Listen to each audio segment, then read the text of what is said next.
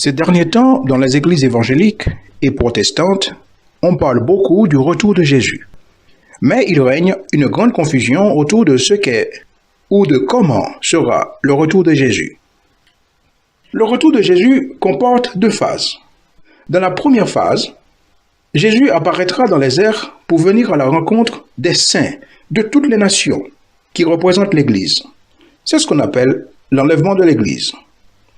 L'Église passera 7 ans dans le ciel.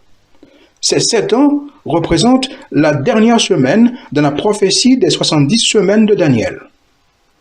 Après que l'Église aura été enlevée, Dieu se concentrera exclusivement sur Israël, son peuple terrestre, afin que tous les Juifs parviennent à la foi et reconnaissent que Jésus-Christ était bien le Messie qu'ils ont rejeté. Mais cela ne se fera pas sans douleur. C'est-à-dire, les Juifs seront amenés à la foi au moyen des tribulations et des persécutions orchestrées par l'Antichrist qu'ils auront eux-mêmes acclamé comme leur Messie. Alors, une fois que les Juifs se seront rendus compte qu'ils ont été trompés, ils diront « Hosanna, Hosanna, béni soit celui qui vient au nom de Jésus-Christ ». Donc, ici nous pouvons comprendre qu'avec l'enlèvement de l'Église, c'est la fin du temps des nations. La fin du temps des nations, c'est-à-dire les peuples, les nations desquelles l'Église, les croyants étaient tirés. Une fois que l'Église est disparue sur la terre, ce ne sera pas une exagération de le dire que Dieu s'en fichera pas mal du monde pour se charger de son peuple terrestre, qui est l'Israël, afin que tous les Juifs parviennent au salut.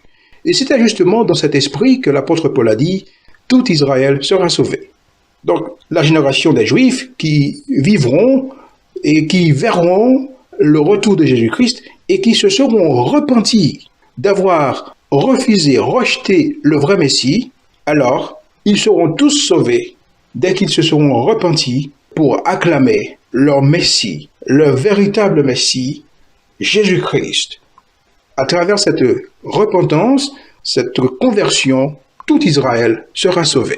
C'est pour cela qu'ils diront « Hosanna, Hosanna, béni soit celui qui vient au nom de Jésus-Christ ».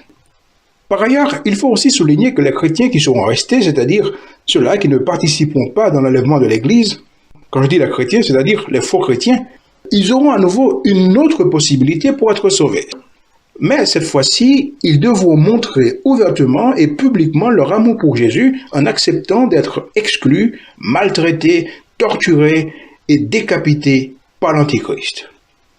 La deuxième phase du retour est caractérisée par le retour visible de Jésus en compagnie de l'Église.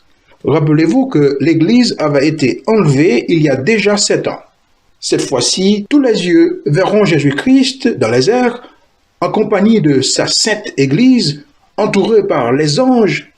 Ce retour visible, c'est cet événement qui mettra fin définitivement au système humain, c'est-à-dire le système de gouvernement, le système politique, les péchés, l'iniquité, l'injustice, la contradiction, pour instaurer sur la terre un royaume de paix et de justice éternelle.